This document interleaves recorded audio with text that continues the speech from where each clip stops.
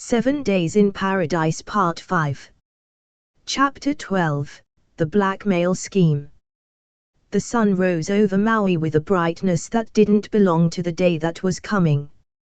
The ocean glimmered like glass, the breeze smelled of sugar and salt, and the whole island seemed to hum with a careless kind of peace. But beneath the calm, something offbeat was moving, a presence watching, listening, calculating. Brad Walker had not left the resort. He had told Claire he was flying out, even made a show of carrying luggage to the shuttle, waving to staff like a man who'd found redemption overnight. Then, 10 minutes later, he slipped out the back gate, circled around through a staff entrance, and checked into another wing of the property under a false name.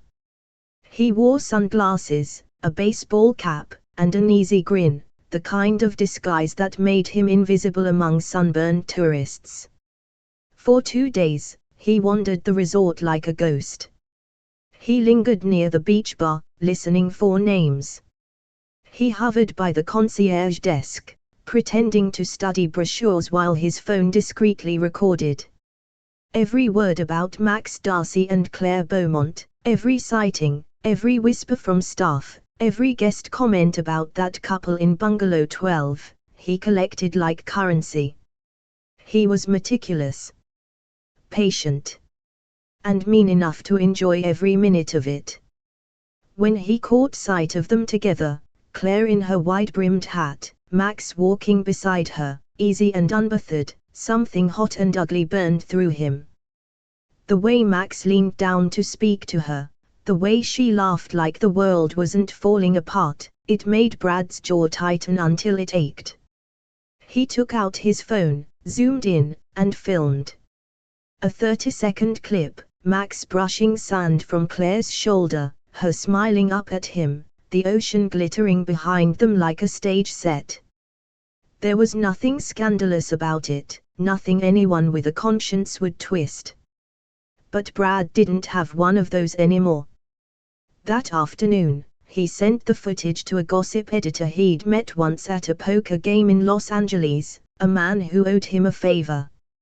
He attached a brief note. Exclusive tip: billionaire surf mogul seduces engaged wedding planner during Maui getaway. Photos attached. Source inside resort confirms she's still wearing her engagement ring. Within an hour, the editor wrote back. You're sure about this? Because if it's true, it's gold. Brad smiled at the message. Gold was exactly the word he wanted to hear. He named his price. They didn't even haggle. By sunset, the resort was glowing under strings of lanterns, the air rich with the scent of grilled pineapple and salt water. Claire was sitting on the deck, laptop open, working through the last pieces of the wedding schedule. Her fingers moved fast but her eyes were distant, unfocused. Max walked up behind her, holding 2 glasses of cold lemonade. You've been staring at the same cell for 5 minutes, he said lightly. I'm not staring, she said, smiling faintly. I'm editing mentally. He handed her a glass. Then drink mentally too. She laughed quietly, took it, and leaned back in her chair. Thanks. I needed that. For a few moments, it almost felt like peace. The kind that sneaks up on you after too many days of storms. Neither of them noticed the man at the far end of the garden, lounging in a deck chair, pretending to scroll his phone. Neither saw the tiny glint of a camera lens peeking from behind his sunglasses. Click. Click. Every gesture, every smile, captured. Later that night, while the island slept, Brad sat alone in his rented room, the soft blue glow of his laptop lighting his face. On the screen, the story was already taking shape. The headline was cruel in its precision. Billionaire surfer caught in paradise scandal, engaged planner falls under his spell. He had fed the blog everything they needed, the video, the photos, the details about her fiancé. He even threw in a few fake quotes. "They've been sharing a bungalow for a week," said one anonymous staff member. "You can tell they're not just business partners. She's supposed to be planning a wedding," claimed another. "Just not her own." Brad smiled as he read the draft. It was everything he wanted, poison disguised as gossip. He hit send. The story dropped at 2:13 a.m. Maui time. By 3 o'clock, it had been picked up by 3 more blogs. By 4:30, a tabloid site with 5 million followers reposted it with side-by-side photos, Claire's professional headshot beside a candid of her in a sundress, barefoot beside Max on the sand. The caption read, "Meet the wedding planner who fell for her billionaire client." By sunrise, it was viral. Hashtags bloomed like weeds. #billionaire affair, #wedding planner scandal, #love in paradise. People were commenting faster than the articles could load. Some joked, some speculated, some threw words like homewrecker and gold digger around like confetti. By 8 a.m., Claire's inbox had 30 new messages. Half were from reporters. The other half were cancellations, clients backing out until further notice. Her phone buzzed non-stop. She ignored it at first, assuming it was Max or her assistant. But then she saw a preview of one message and froze. It was a link. And above it, 3 words from an unknown number, "Told you so." She didn't need to open it to know who it was from. Her stomach twisted, her chest went tight, and her hand trembled so hard she almost dropped the phone. Across the room, Max came out of the shower, towel around his neck, smiling, oblivious. "Morning, sunshine. Coffee's brewing. Big day ahead." She didn't answer. She just turned the screen toward him. He saw it in an instant, his name, her photo, the word "seduces" in bold. The silence that followed was thick enough to touch. Finally, Max spoke, his voice calm but sharp at the edges. "He did this." Claire nodded, barely breathing. "He's everywhere." Max stared at the screen another long second, then turned toward the window, jaw tight. The ocean glittered outside like nothing had happened, like it wasn't holding the reflection of their unraveling. "He wanted control," Claire said quietly. "And I gave it to him by being afraid." Max looked back at her, eyes steady. "Then it's time to stop being afraid." She swallowed, still shaking.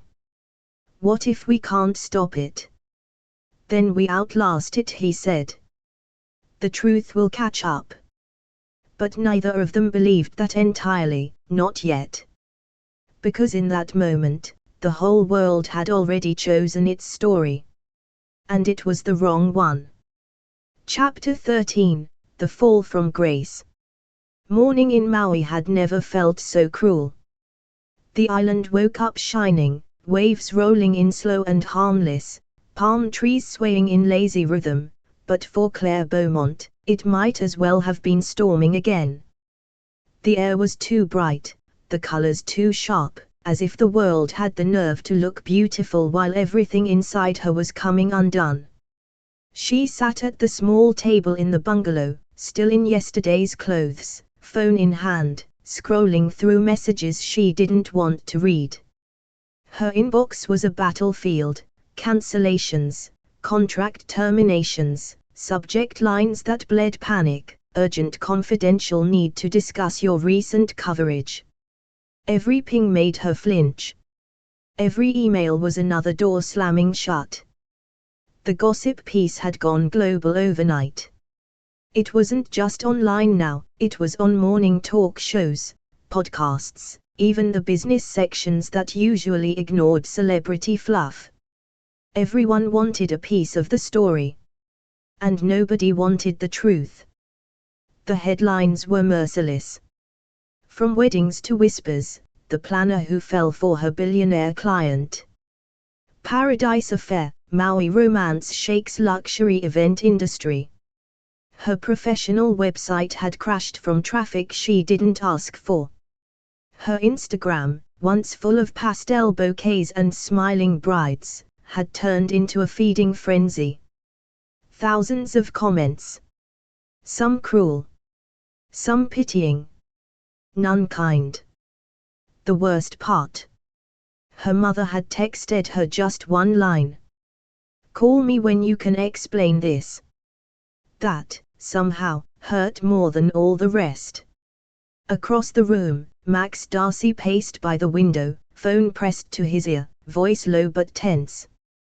He'd been on calls since sunrise, his PR team, his lawyers, his board of directors. Every conversation sounded the same, questions disguised as concern, concern disguised as blame. "Listen to me," he said, his tone controlled but hard. There was no misconduct. There was no breach of contract.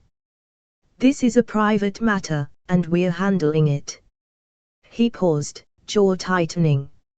No. I'm not issuing an apology for something that didn't happen. Another pause, then, if the board wants answers, they can ask me directly. Not through the press. He hung up, rubbed the back of his neck, and turned to find Claire watching him. "What did they say?" she asked, her voice small.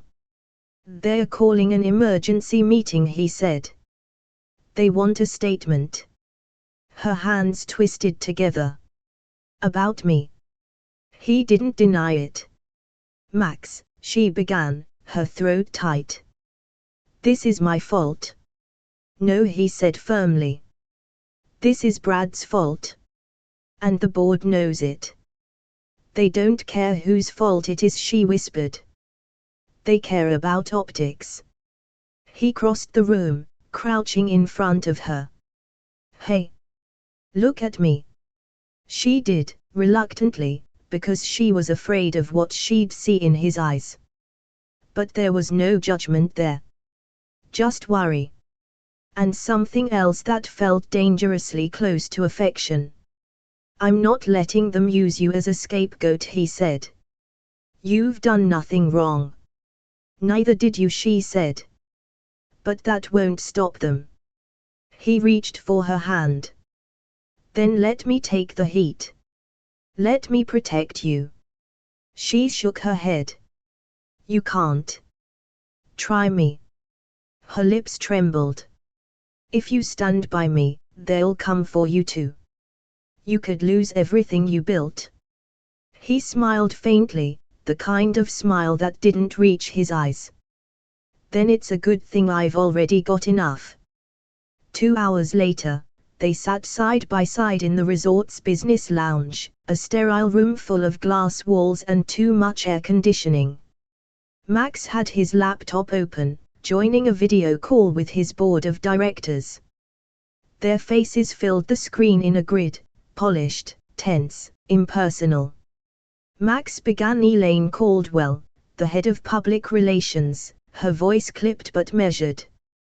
"We need to contain this before it affects the stock price." "I'm aware," he said evenly. "Then you know how this looks," she continued.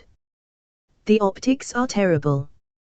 You're the face of the brand, a brand built on lifestyle, credibility, trust. And right now, every major outlet is calling this a scandal." "It's not a scandal," he said. "It's a lie."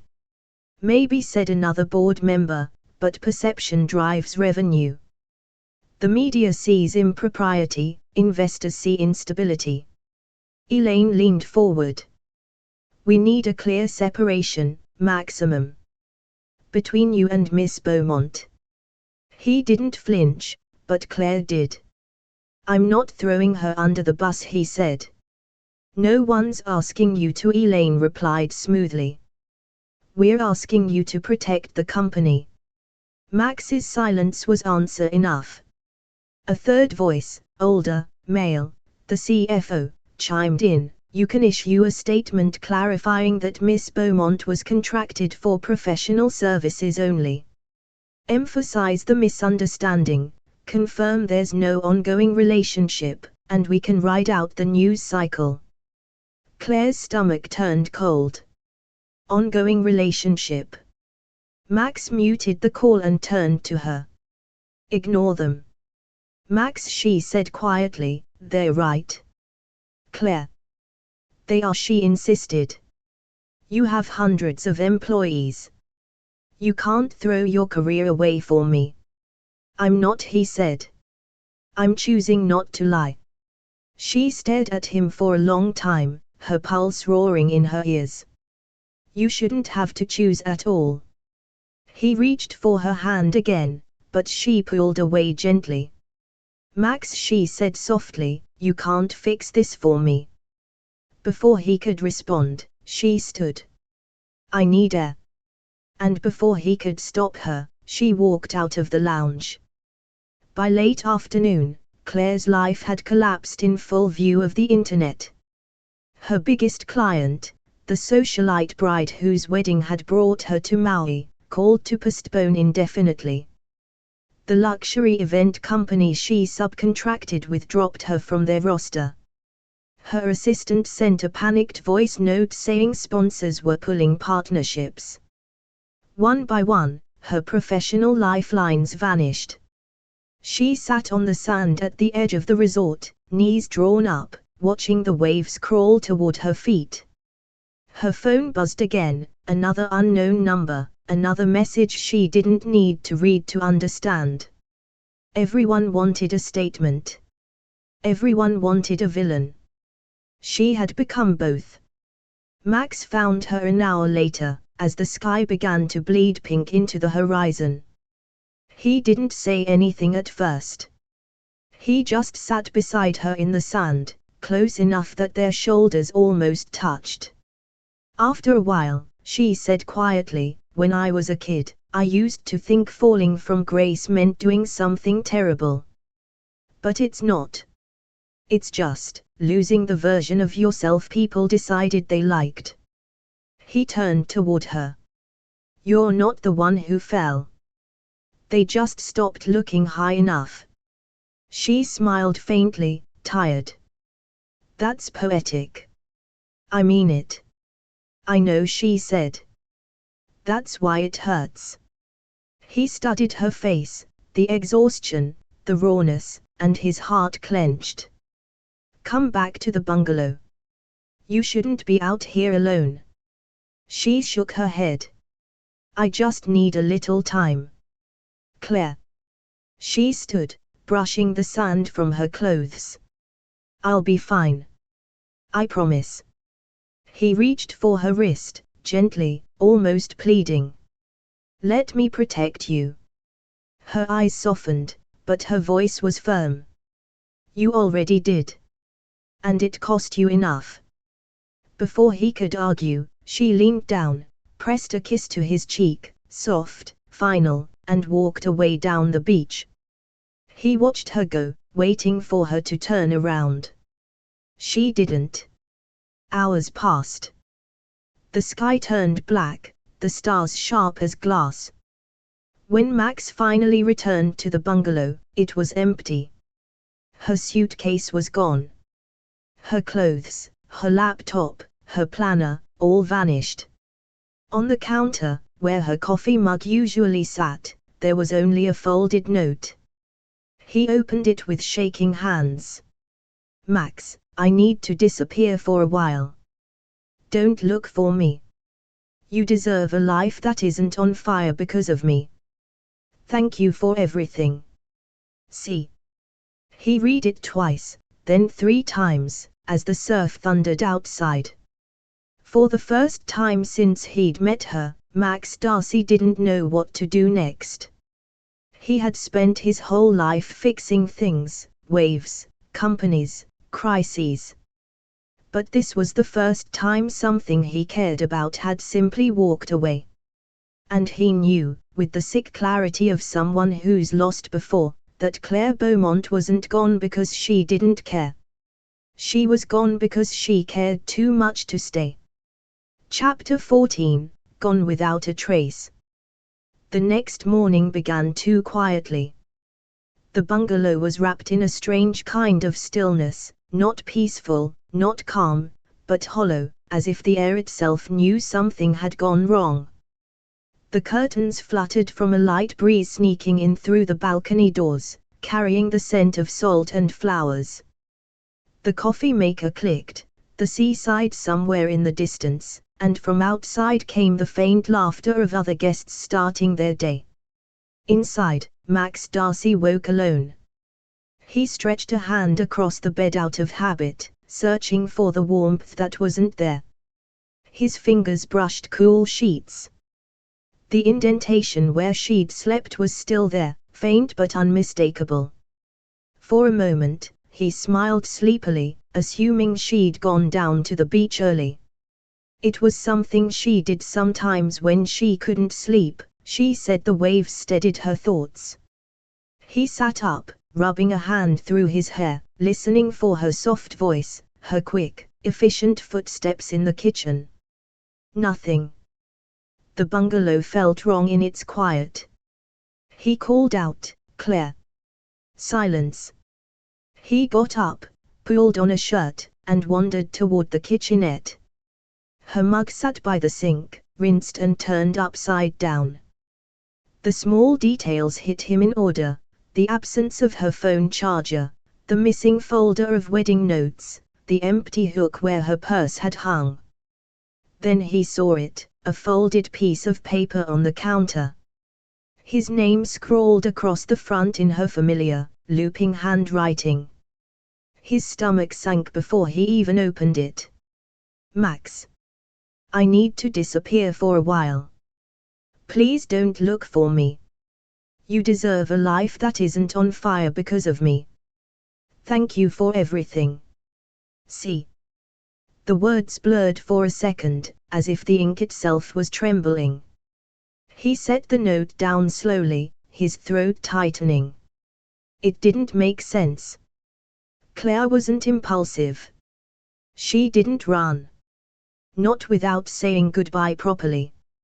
And after last night, after that quiet on the beach, she wouldn't just vanish. Something inside him whispered that this wasn't what it looked like. He checked the wardrobe, empty on her side. Her suitcase was gone. So were her clothes, her shoes, even the little woven bag she always carried to breakfast. The thoroughness of it all made it worse. Too clean. Too complete. If she'd really wanted to disappear, she wouldn't have left such a tidy goodbye. He grabbed his phone, calling her number. Straight to voicemail. He tried again. Nothing. He called the front desk next. "This is Max Darcy in Bungalow 12, he said, his tone clipped, professional. "Can you confirm if Claire Beaumont checked out this morning?" A pause, then the receptionist replied cheerfully, "Yes, sir. Miss Beaumont requested a private transfer around 6:30. Said it was urgent business. We arranged a driver." His grip on the phone tightened. "A driver from where?" "Local transport service we use for VIP guests, sir." She said not to disturb you. "Do you have a record of which company?" "One moment, sir." The hold music felt endless. Max's heartbeat was loud enough to drown it out. When the receptionist returned, her voice sounded uncertain. "Actually, it's strange. The record says the car was confirmed by her directly, but it's not one of our usual partners. A private number, no company listed. I assumed it was personal." Max's blood went cold. "Send me the security footage," he said. Now. 10 minutes later, he was in the resort's small security office, a white room lined with monitors, the smell of coffee and air conditioning thick in the air. The head of security, a broad-shouldered man named Jonah, met him with a nervous smile. "We've pulled the last 12 hours of footage, Mr. Darcy," he said. "What exactly are we looking for?" "Claire Beaumont," Max said, voice low. "Between 6 and 7 this morning."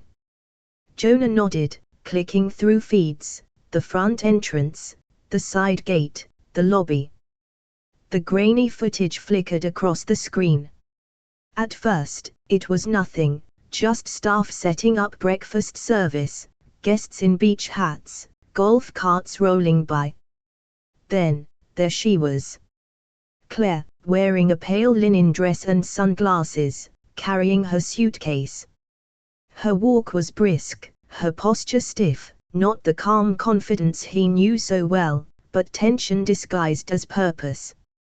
She paused at the lobby desk, spoke briefly to the attendant, then stepped outside. Jonah zoomed in on the next feed, the driveway. A black SUV waited near the curb. No logo, no hotel tag. The driver stood by the open trunk, head down, baseball cap pulled low. Claire hesitated before approaching. You could see it, the small pause, the uncertainty. Then the driver looked up. Even in grainy footage, Max knew that face. Brad Walker. Max's jaw locked so hard it hurt. On the screen, Claire looked up, startled. She said something, her mouth forming what looked like "What are you doing here?" Brad replied, stepping closer. Too close. He reached for her suitcase. She pulled back. He said something else, his hand lifting in a placating gesture. She hesitated again. Then, somehow, he had the suitcase. He opened the back door, said something else, and after a moment of frozen indecision, she got in. Not willingly, not entirely, but enough to make it look that way to the casual eye. The door shut. The SUV drove off. Jonah paused the footage. "Is that who I think it is?" "Yes," Max said, voice like stone. "That's him." Jonah frowned. "You want me to call the police?" Max nodded once. "Immediately." But while Jonah picked up the phone, Max couldn't tear his eyes from the frozen image on the screen, Claire's profile in the car window, her expression unreadable but her body language screaming something the camera couldn't capture. Fear. He knew it as surely as he knew the tide. An hour later, the resort was a hive of activity. Police cars by the gate, staff whispering in corners, the manager on the phone with the mainland authorities. Max stood outside, the wind snapping at his shirt, watching the ocean without seeing it. Every instinct in him, the fighter, the builder, the survivor, had roared awake. He'd already given his statement, already replayed the footage a dozen times in his mind, memorizing every second. The timestamp, the angle of the sun, the license plate blurred by reflection. He had people, contacts, resources, already working to trace the vehicle. But beneath the adrenaline was something deeper. Guilt. He should have known. Should have followed his instinct when the note didn't feel right. Should have checked the moment he woke. Should have protected her like he promised. Now she was gone. He stood there as the first drops of rain began to fall, darkening the wood of the deck. The wind shifted, carrying the scent of salt and storm. Somewhere in the distance, thunder rumbled, soft, ominous. It felt like the island itself was mourning her absence. And Max Darcy, who had never believed in fate or curses, found himself whispering to the empty air, "I'm coming for you, Claire. Whatever it takes." He didn't know yet where she was or how deep Brad's trap went. But he knew one thing with the clarity of instinct. She hadn't left him. She'd been taken. And he would find her, even if he had to tear paradise apart to do it. Thanks for listening to Billionaire Romance Stories, where love meets luxury in the most unexpected places. If you enjoyed this story, make sure to like, subscribe, and drop a comment. We love hearing your favorite twists and favorite theories. And don't forget to ring that bell, because in this world of yachts, secrets, and luxurious romance, the next story is always one click away.